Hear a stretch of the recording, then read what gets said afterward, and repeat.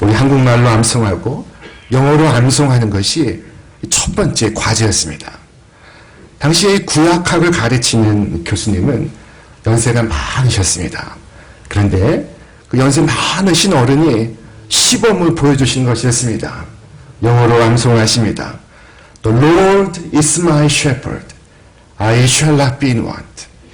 He makes me lie down in green pastures. He leads me beside quiet waters. He restores my soul. 하시면서 성경을 암송하시는데 얼마나 큰 은혜가 되었는지 모릅니다. 자, 누군가는 시편 23편을 시편의 진주라고 불렀고 또 누군가는 이 시편 23편을 시편의 나이팅게일이라고 불렀습니다. 누구나 이해할 수 있는 이 쉬운 말로 이 심오한 믿음을 이처럼 표현할 수 있는 그 놀라운 사실에 우리는 감탄을 금할 수가 없습니다. 어떤 설교자도 이 시편 13편을 그대로 읽는 것보다 더 뛰어난 설교를 감히 할 수가 있겠습니까? 이 시편 13편은 이렇게 시작됩니다.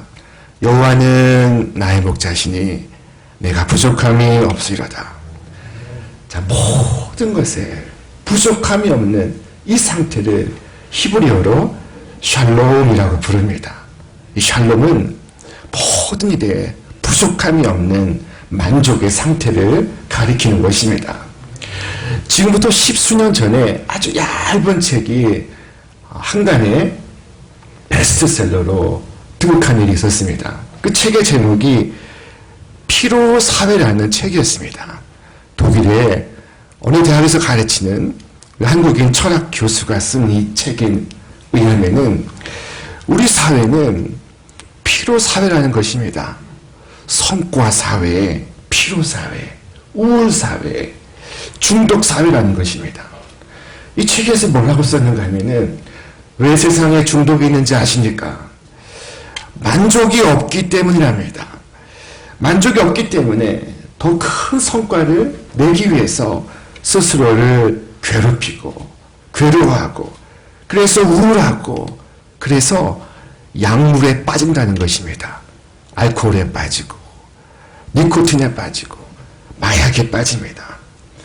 자, 이 시편 23편은 하나님이 우리 인생에 주시는 처방전인 줄 믿습니다. 여호와는 나의 목자시니 내게 부족함이 없으리로다. 오늘 이 시편의 시인은 그가 나를 푸른 풀밭에 누이시며 쉴만한 물가로 인도하신다고 고백하고 있습니다. 여러분, 이 양이 푸른 초원에서 누워서 쉴 수 있다. 이것은 놀라운 사실입니다. 여러분, 초원에는 양만 있는 것이 아닙니다. 늑대도 있고 사자도 있습니다. 그런데 이 양은 방어 능력이 없고 공격 능력이 없습니다. 무서운 발톱도 사자와 곰과 같은 힘도 없습니다. 그런데 부스럭 소리만 나도 일단 뛰고 보는 이 양이 지금 푸른 초원에 누워있다고 고백하고 있습니다. 자, 젊은 시절에 양을 치는 목자로 있다가 목사님이 되신 분이 있습니다. 그분이 책을 썼는데 제목이 양과 목자라는 책입니다. 이 책에 의하면은 양은 결코 4가지 조건이 충족이 되지 않으면은 잠을 자지 않는다고 합니다. 첫 번째, 양은 겁이 많은 동물이라서 두려움에서 벗어나기 전에는 잠을 자지 못한다는 것입니다. 두 번째, 양 무리들 사이에 갈등이 생기면 양은 잠을 자지 않는다고 합니다. 긴장과 갈등이 생기면 양은 쉴 수가 없다는 것입니다. 셋째, 팔이나 기생충으로 괴롭힘을 당할 때에도 잠을 자지 못한다고 합니다. 마지막 넷째, 배가 부를 때까지 잠을 자지 못한다고 합니다. 자, 양이 잠을 자기 위해서 4가지 조건이 충족돼야 합니다. 두려움, 불안, 괴로움, 배고픔에서 확실하게 해소되어야 하는 것입니다. 그런데 하나님께서 그를 편히 누이셨다 하는 것은 얼마나 완벽하게 하나님께서 이 양을 인도하고 계시는지를 우리에게 증명하고 있습니다. 자, 어디서 이 평안을 구할 수 있습니까? 누가 이 평안을 만들 수가 있습니까? 어느 세 사람이 죽어서 염라대왕 앞에 서게 되었다고 합니다. 이 염라대왕이 죽은 자들의 명부를 한 사람 한 사람 확인을 하다가 당황하게 되었습니다. 왜냐하면 저승사자가 실수로 무고한 생명 셋을 데리고 온 것입니다. 이 사람들은 더 살아야 되는데 억울하게 끌려갔습니다. 자네들은 아직 더 살아야 되는데 큰 실수를 범했으니 내가 자네들에게 한 가지씩 소원을 들어주겠네 라고 말하는 것이었습니다. 자, 첫 번째 사람이 답했습니다. 저는 이승에서 부자로 살고 싶습니다. 돈만 있으면 안 되는 것이 없으니 최고의 부자가 되게 해주십시오. 그렇게 해주겠다. 염라대왕이 말했습니다. 두 번째 사람이 말했습니다. 권력이 있으면 돈은 자연히 따라오는 것이니 저에게 세상을 다스릴 수 있는 권력을 주십시오. 그렇게 하여 주겠다. 이제 마지막 세 번째 사람이 답합니다. 저는 돈도 필요 없고 권력도 필요 없습니다. 저는 다만 우리 세 가족 평안히 살 수 있게 해주십시오. 근심 걱정 없는 평화로운 곳에서 살게 해주십시오. 그래서 염라대왕이 호통을 치며 말했다고 합니다. 그런 장소가 어디 있단 말이냐? 그런 곳이 있다면 내가 왜 여기 있겠느냐? 자, 여러분, 돈과 권력은 만들 수 있어도 평안을 만들지를 못하고 있습니다. 돈으로도 권력으로도 평안을 얻을 수가 없습니다. 이 시편 23편의 이 시인은 우리가 잘 아는 다윗입니다. 성경 학자들에 의하면은 이 다윗이 고백하고 있는 이 한마디 한마디는 현실의 반대라고 합니다. 현실과는 반대말이라고 합니다. 예를 들어서 푸른이라는 말은 사실 붉은 현실을 의미한다는 것입니다. 피 흘리는 현실을 말하고 있다는 것입니다. 풀밭이라는 말은 풀이 자랄 수 없는 광야를 의미하는 것이라고 합니다. 그러니까 다윗은 푸른 풀밭 쉴만한 물가에 있지 아니하고 사실은 붉은 피 흘리는 싸우는 광야 속에서 그가 있었다는 것입니다. 이것이 다윗이 살아간 현실이었다는 것입니다. 여러분, 다윗은 과연 치열하게 전장터에서 살았습니다.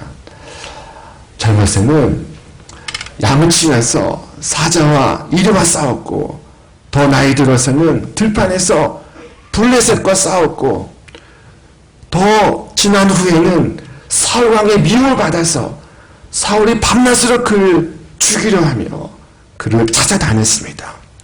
자, 자식들 사이에 살인이 일어났습니다. 자식이 왕위를 뺏기 위해서 모반을 획책합니다. 그의 신하들이 그 모반에 합류했습니다. 다윗은 사망의 음침한 골짜기를 걸어갔습니다. 죽음이 매복해 있는 음침한 골짜기를 지나갔습니다. 자, 여러분, 오늘 이것이 우리가 살아가는 현실과도 같습니다. 우리가 살아가는 사회 곳곳에 주례가 묻어 있습니다. 사건, 사고가 도로에서, 저 철도에서, 비행기에서 언제든 일어날 수 있습니다. 어떤 사회학자는 말하기를 재난과 불확실성이 증가하는 이 사회는 위험사회다 라고 말하면서 위험사회라는 제목의 책을 쓰기도 했습니다. 자, 여러분, 이사야 선지자는 우리에게 말씀했습니다. 네가 물 가운데로 지날 때에 내가 함께할 것이라. 강을 건널 때에 물이 너를 침몰치 못할 것이며 네가 불 가운데로 행할 때에 타지 아니할 것이요 불꽃이 너를 사르지도 못하리니.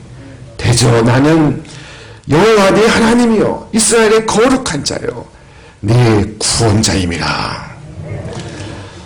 여기 선지자 이사야가 하는 말을 귀 기울여 들어보시기 바랍니다.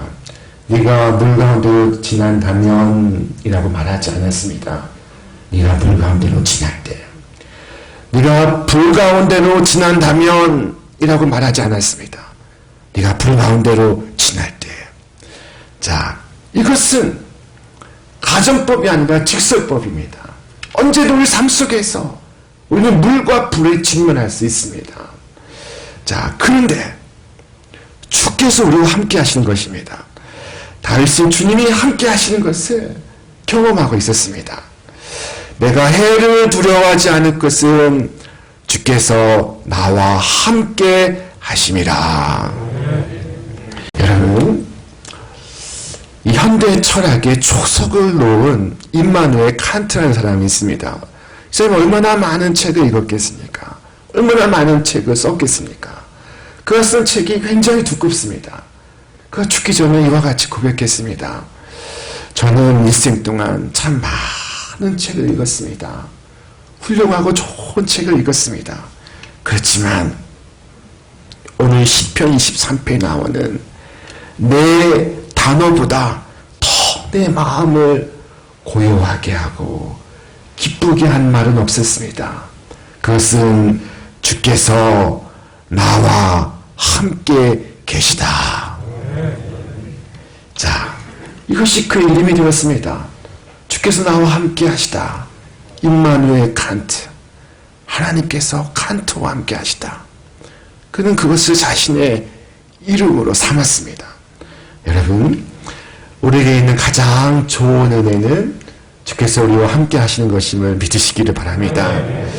주께서 나와 함께 하시다. 이 말씀이 우리에게도 이 어지러운 세상을 살아갈 때 평안을 주고 능력을 주고 생명을 주기를 바랍니다.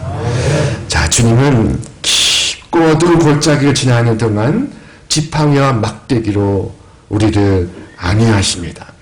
여기서 안위하다라는 말은 안은 평안케 하고 위는 위로하다 라는 말입니다. 주께서 막대기와 지팡이로 우리를 심령을 평안케 하고 우리를 위로하십니다. 자, 나아가 이 다윗은 노래하기를 주께서 내 원수의 목전에서 내게 상을 차려주시고 기름을 내 머리에 부으셨으니 내 잔이 넘치나이다 라고 고백했습니다. 여러분, 하나님께서 마치 나만 사랑하시는 것처럼 나를 축복하시고 나를 귀하게 맞이해 주십니다. 자, 어거스틴이 이처럼 훌륭한 말을 했습니다. 하나님께서는 오직 이 세상에서 나 하나만을 사랑하시는 것처럼 모든 사람을 사랑하신다. 자, 다윗이 확신으로 가득 찼습니다. 내 평생의 선하심과 인자하심이 반드시 나를 따르리니. 자, 선하심이란 나의 필요를 채워주시는 하나님의 풍성한 은혜를 말하고, 인자하심이란 나의 악한 죄를 사하시는 하나님의 은혜를 말합니다. 자, 다윗에게 많은 고난이 있었습니다. 그러나 하나님께서 그것을 그때마다 선으로 바꾸어 주셨습니다. 고생과 고난과 환난과 억울함과 배신과 반역으로 가득한 인생을 주께서 축복해서 그를 이스라엘의 목자가 되게 하셨습니다. 자, 다윗에게 많은 고난이 있었습니다. 그러나 하나님은 그때마다 그것을 선으로 고쳐주셨습니다. 자, 성경 우리에게 말씀합니다. 우리가 알거니와 하나님을 사랑하는 자, 곧 그의 뜻대로 부르심을 받은 자들에게, 입은 자들에게 모든 것이 합력하여 선을 이루느니라. 자, 하나님은 또한 인자함으로 다윗과 함께 하셨습니다. 그는 무시무시한 죄를 지었습니다. 그러나 회개하는 그를 하나님께서 용서하십니다. 자, 만약 하나님의 인자하심이 없었다면은 오늘 우리 역시 우리 죄악으로 인해서 이 땅에서 다 사라지고 없어졌을 것입니다. 선지자 예레미야는 말씀했습니다. 여호와의 인자와 긍휼이 무궁하심으로 우리가 진멸되지 아니함이니이다. 이것이 아침마다 새로우니 주의 성실하심이 크시도소이다. 지금 다윗이 뭐라고 말하고 있습니까? 하나님께서 선하심과 인자하심으로 반드시 나를 따르리니 라고 말씀하고 있습니다. 선하심과 인자하심으로 다윗을 지키시고 있습니다. 다윗을 에스코트하고 있습니다. 언제까지 하십니까? 평생까지. 내 평생에 선하심과 인자하심이 반드시 나를 따르리니. 자, 여러분, 인생의 마지막 순간까지 나를 따라오지 못하는 것이 있습니다. 나의 친구들이 나를 따라오지 못합니다. 내 사랑하는 가족이 나를 따라오지 못합니다. 나의 재물이 나를 따라오지 못합니다. 그러나 오늘 말씀하기를 내 평생에 선하심과 인자하심이 반드시 나를 따르리니. 건강이 나를 따르지 못하고 지위가 나를 따르지 못하지만 그러나 하나님의 인자하심과 선하심이 나를 따르고 있습니다. 자, 이 시편 23편의 가장 핵심은 무엇이겠습니까? 바로 목자이신 여호와 하나님입니다. 자, 여호와가 나의 목자시면 그것으로 충분합니다. 더 이상 필요하지 않습니다. 나머지는 그에 대한 부연 설명일 뿐입니다. 주님은 나의 목자시니 이 한 가지 사실을 기억하시기 바랍니다. 나머지는 다 그에 딸려오는 패키지입니다. 자, 그러나 때로 우리에게 이 건망증이 있어서 나는 나의 목자를 자주 잊습니다. 때로는 치매 증상도 있어서 내가 목자인가 하고 자기 자신을 착각하기도 합니다. 스스로 목자가 되기도 합니다. 자, 여러분 건망증과 치매의 차이가 무엇인지 아십니까? 자, 흔히 건망증과 치매는 비슷해 보이지만은 전혀 다르다고 합니다. 자, 열쇠를 손에 쥐고 열쇠를 찾아다니면은 건망증입니다.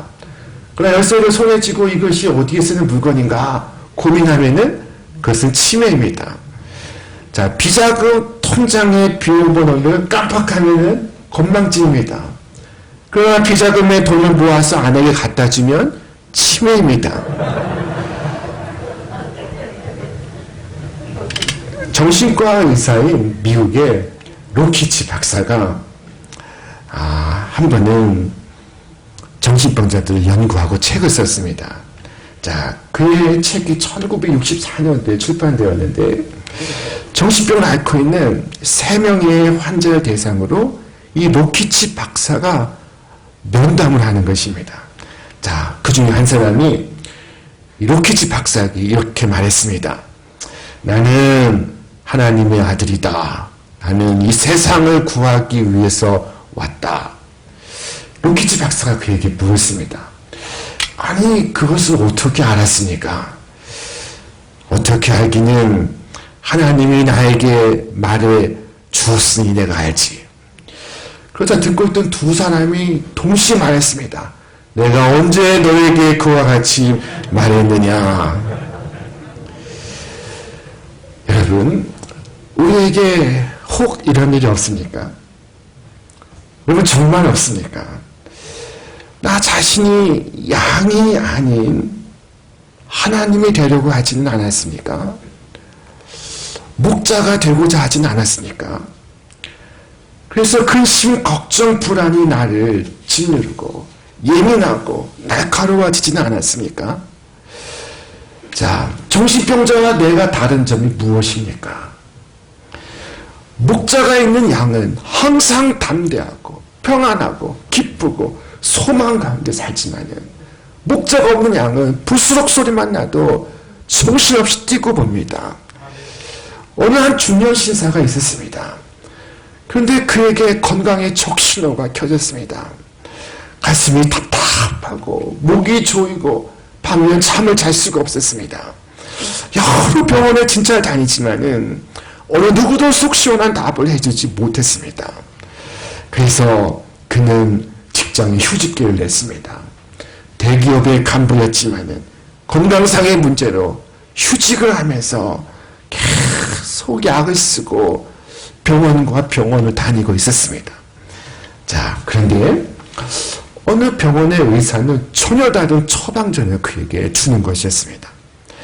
자, 여기에 적힌 약은 약방에서 처방받을 수 있는 약이 아니니 집에 돌아가서 자기 전에 펴서 읽어보십시오. 이 신사는 의사가 적어준 처방전을 가지고 그 깊은 밤에 잠을 이룰 수 없는 밤에 일어나서 처방전을 꺼내어 읽어보았습니다. 그 처방전에 이렇게 적혀 있었습니다. 처방전, 귀하의 신속한 쾌유를 바라며 다음과 같이 처방합니다. 처방약, 구약, 시편 23편, 용법 및 용량, 매일 공복에 하루 5번씩 물 없이 천천히 드십시오. 꾸준히 복용하셔야 효과를 얻을 수 있습니다. 처음에 신사가 처방전 읽고 나서 화가 불같이 일어났습니다. 의사가 자기를 두고 장난을 하고 있다고 생각했습니다. 자, 그러나 그 잠 못 이루는 밤에 책장에 다가가 먼지에 가득히 쌓인 성경책을 꺼내서 시편 13편을 펼쳐서 읽습니다. 그가 자기 전에 그 말씀을 읽고 있습니다. 그리고 아침에 일어나서 한 번, 아침 먹고 한 번, 점심 전에 한 번, 오후에 한 번, 또 저녁 먹고 나서 한 번, 여호와는 나의 목자시니 내가 부족함이 없으리로다. 자, 그렇게 한 달 150번, 두 달 300번을 읽기 시작합니다. 그러다 보니 암송하게 되었습니다. 자, 그리고 어느 날이었습니다. 여호와는 나의 목자시니 라고 하는 이 대목에서 전에 경험해보지 못한 놀라운 표현할 수 없는 감정을 느끼기 시작했습니다. 이전에 경험하지 못한 것이었습니다. 그 안에 깊은 전기가 흐르고 있었습니다. 그는 그 순간 깨닫게 되었습니다. 내 인생의 고통은 돈이 없어서도 아니고 권력이 없어서도 아니고 내 인생의 고통은 목자 없이 살아온 것이 원인이었구나. 여러분, 세상에서 가장 불쌍한 양은 목자 없는 양입니다. 이스라엘의 선지자 에스겔은 목자 없는 이스라엘 백성을 두고 탄식을 했습니다. 목자가 없으므로 그것들이 흩어지고 흩어져서 모든 들짐승의 밥이 되었도다. 선지자의 탄식입니다. 여러분, 오늘 이 세상에서 가장 불쌍한 인생은 목자 없는 인생임을 믿으시기 바랍니다.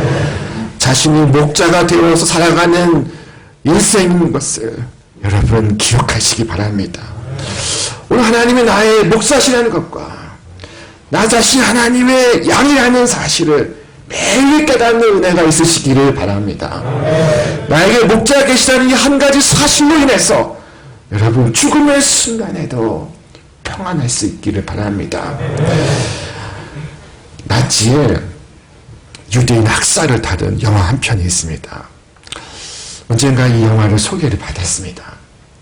자, 이 영화 속에서 독일 병사들이 유대인들을 일렬로 세워서 가스실로 몰아넣고 있었습니다. 유대인들은 넉마를 입고 아무 말 없이 마치 목각 인형처럼 한 줄로 가스실에 들어가고 있었습니다. 표정이 하나도 없습니다. 들어가기 전에 안경을 먼저 벗습니다.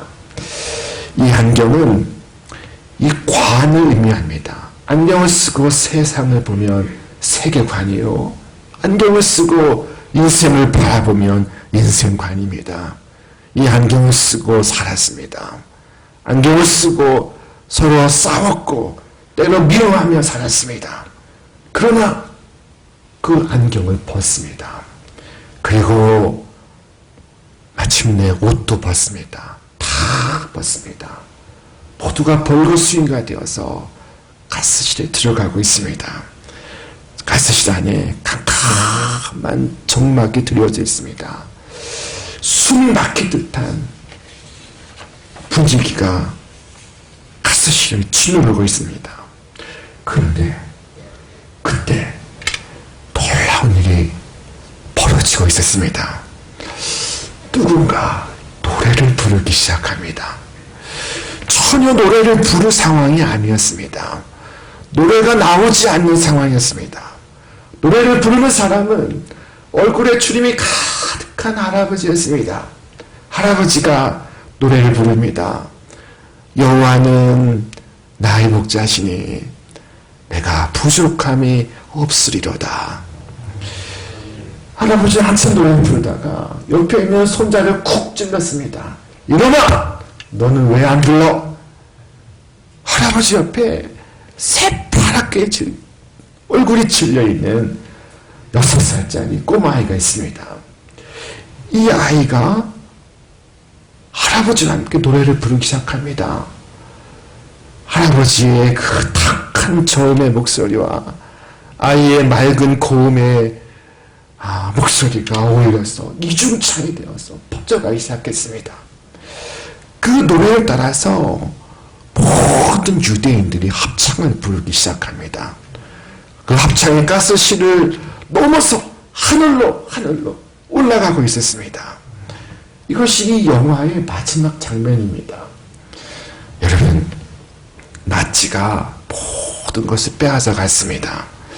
옷을 뺐고 명예를 뺐고 다 뺏었습니다. 그러나 마지막까지 뺏지 못한 것, 그것은 하나님을 향한 믿음이었습니다. 여러분, 이 세상에서 내가 가진 모든 것은 다 빌린 것입니다. 우리 인생의 마지막 순간에 우리 모두가 반납해야 됩니다. 집도, 옷도, 지위도, 명예도, 심지어 육체도 다 반환해야 합니다. 여러분, 마지막 순간에 나에게서 이 세상은 많은 것을 빼앗아 갈 것입니다. 건강을 빼앗고, 생각을 빼앗고, 지위를 빼앗고, 그러나 그 마지막 그때에도 우리 주 예수 그리스도는 나의 소유가 되십니다. 내가 육체와 분리되는 그때에도 예수님은 나와 함께 계십니다. 나치와 같이 무지막지한 세월이 나를 유린하고 빼앗아갈지라도 나에게서 빼앗을 수 없는 것, 그것은 내 구주 예수 그리스도의 은혜인 줄로 믿습니다. 나의 주님은 항상 살아계셔서 내가 죽는 그 순간까지도 나의 인도자가 되시고 죽음 이후에도 나의 인도자가 되시며 영원토록 나의 인도자가 되실 것을 믿습니다. 이 다윗의 고백에서 가장 놀라운 단어는 바로 나의라는 소유격인 단어입니다. 여러분, 내가 나의 구주를 실제 인격적으로 아는 것이 중요합니다. 그래야 진정으로 그분이 나의 목자가 되시는 것입니다. 자, 여러분, 저 금광에 금이 아무리 많이 있단 한들 무슨 소용이 있습니까? 저 황금의 땅 서부 캘리포니아 금문교가 설치된 샌프란시스코에도 빵을 구걸하는 거린들이 많습니다. 아무리 금이 많아도 내 손에 쥐어지지 않으면 그 금이 무슨 소용이 있습니까? 아무리 구주가 계셔도 나의 주가 되지 아니하면 무슨 소용이 있습니까? 자, 가장 단순하지만 이 심오한 질문은 오늘 시편 13편의 목자가 나의 목자인가? 나의 목자를 고백할 수 있는가? 라는 것입니다. 예, 그렇습니다. 나는 그분을 의지합니다. 나는 그분의 것이고 그분은 나의 영원한 소유이십니다. 라고 고백할 수 있기를 바랍니다. 다윗은 다른 사람이 아닌 나의 목자에 대해서 말하고 있는 중입니다. 한 유명한 배우가 특별 손님으로 초청받아서 사교 모임에 서게 되었습니다. 많은 사람들이 이 유명한 배우에게 문학 작품 중에 몇 구절을 한번 암송해 달라고 부탁을 했습니다. 그러나 그가 기억하지 못했습니다. 맞다. 암송한 구절이 생각나지 않았습니다. 그때 참석한 사람들 중에 한 목사님이 시편 23편을 한번 그 멋진 목소리로 암송해 달라고 부탁을 했습니다. 자, 그래서 이 배우가 그 멋진 목소리로 시편 23편을 낭독하기 시작합니다. 그 억양과 그 목소리의 높낮이를 잘 활용해서 음악이 흐르는 배경 가운데 시편 23편을 낭독을 했습니다. 그러자 수많은 사람들이 박수 갈채를 보냈습니다. 다음으로 그 배우 요청으로 이 목사님이 똑같은 시편 23편을 낭독해달라는 요청을 받고 목사님이 낭독을 시작했습니다. 목소리가 거칠고 둔탁했습니다. 세련된 것과는 너무도 거리가 멀었습니다. 그러나 그가 낭독을 마쳤을 때 그 방에 모여있던 모든 사람들의 눈에 눈물이 맺혔습니다. 한 사람이 배우에게 질문했습니다. 무엇이 이런 차이를 만들었습니까? 그 배우가 말했습니다. 나는 시편 23편을 알고 있었고 그는 시편 23편의 목자를 알고 있었습니다. 자, 예수님께서 우리에게 말씀하셨습니다. 나는 선한 목자라.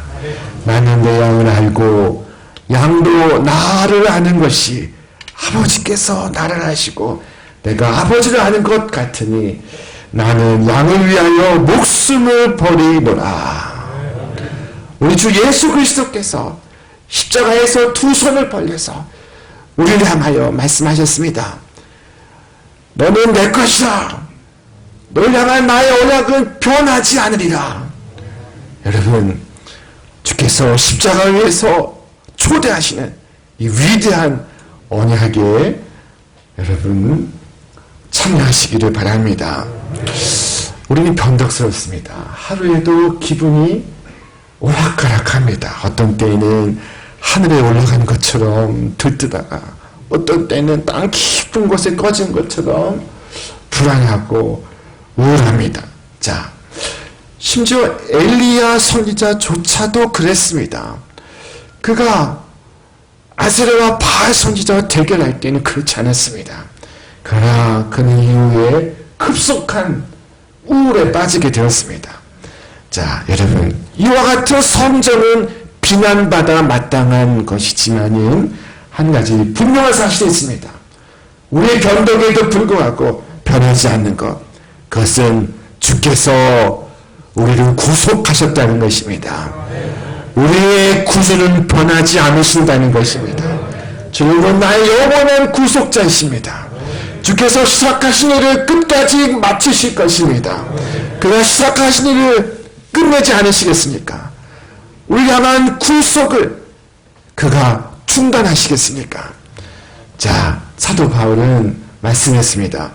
자기 아들을 아끼지 아니하시고 우리 모든 사람을 위하여 내주시니가 어찌 그 아들과 함께 모든 것을 우리에게 주시지 아니하겠느냐. 자기 아들을 아낌없이 내어주신 그가 어찌 우리에게 모든 것을 주시지 아니하겠느냐. 자, 여러분, 하나님께서 우리에게 구주를 주셨기 때문에 하나님은 우리에게 어떤 것만이 아니라 모든 것을 주십니다. 자, 왜냐하면 우리 구주 예수 그리스도 안에 모든 것이 들어있기 때문입니다. 성경은 말씀합니다. 그 안에는 신성의 모든 충만이 육체로 거하시고 너희도 그 안에서 충만하여졌으니 그 모든 통치자와 권세의 머리시라. 여러분, 그러므로 내 영혼이 바라는 것이 우리 구주 예수 그리스도 안에서 온전히 충족될 수가 있습니다. 자, 보십시오. 여호와는 나의 목자시니 내가 부족함이 없으리로다. 이 말씀의 충족성을 여러분 깨달으십니까? 이 약속의 충족성을 믿으시기를 바랍니다. 오래전에 전화가 귀하던 시절에 어떤 두뇌 산골에서 한 시골 교회가 하루 부흥회를 개최했습니다. 서울에 어느 원로 목사님을 부흥회 강사로 초청하였습니다. 때가 가깝고 시간이 가까우자 시골 교회에서 서울교회 목사님에게 전화를 걸게 되었습니다. 자, 서울교회 목사님이 말씀하십니다. 근본의 말씀의 제목은 여호와는 나의 목자시니입니다. 본문은 3편 1절로 6절입니다. 라고 말씀하셨습니다. 그런데 전화가 끊기던 그 시절에 전화기 저쪽 너머에서 다시 물어왔습니다. 예, 제목이 뭐라고요? 여호와는 나의 목자시니입니다. 뭐라고요? 여호와는 나의 목자시니입니다. 자, 그런데 이 끝난 것 같지 않은 제목 때문에 다시 또 물어왔습니다. 예, 그 다음 뭐라고요? 그래서 이 서울 교회 목사님이 그거는 됐지 뭐가 더 필요해? 라고 말했습니다. 자, 그리고 때가 되어 시골에 내려가 보니 주부에 놀라운 제목이 적혀 있었습니다. 뭐라고 적혀 있었을까요? 여호와는 나의 목자시니 그거면 됐지 뭐가 더 필요해? 자, 제가 여호와는 나의 목자시니 하면 여러분 그거면 됐지 뭐가 더 필요해? 하고 저희 안에서 호통을 치시기 바랍니다. 여호와는 나의 목자시니. 자, 옆 사람 바라보고 하시겠습니다. 여호와는 나의 목자시니. 예. 여호와는 나의 목자시니. 그거면 됐지 뭐가 더 필요해? 자, 이와 같이 여호와 하나님을 나의 목자로 삼아서 다윗의 노래가 여러분의 노래가 되시는 2022년 되시기를 바랍니다. 여호와는 나의 목자시니 내가 부족함이 없으리로다. 오늘 우리 모두에게 주시는, 우리 남성교회 주시는 하나님의 약속의 말씀입니다. 우리 함께 기도하겠습니다. 오 하나님 아버지, 오늘 나의 목자가 되시며 나의 노래가 되시며 나의 고백이 되시는 주님을 찬양합니다. 삶의 매 순간순간마다 그 뒤에 주님의 따뜻한 보살핌이 있었고 주님의 섬세한 손길이 있었음을 고백합니다. 자비하신 주님, 제 삶의 어두운 순간을 지날 때에도 주께서 가장 가까이에서 나와 함께 하셨음을 믿습니다. 오늘 나를 위하여 목숨을 거시는 주님, 나의 주님을 나의 목자로 삼아서 다윗이 부른 기쁨의 노래가 오늘 나의 노래가 되는 축복을 허락하여 주시옵소서. 다윗이 부린 이 승리의 찬가가 2022년 우리 남성교회의 구원과 승리의 찬가가 되게 하여 주시옵소서. 우리 주 예수 그리스도 이름으로 축복하며 기도하옵나이다. 아멘.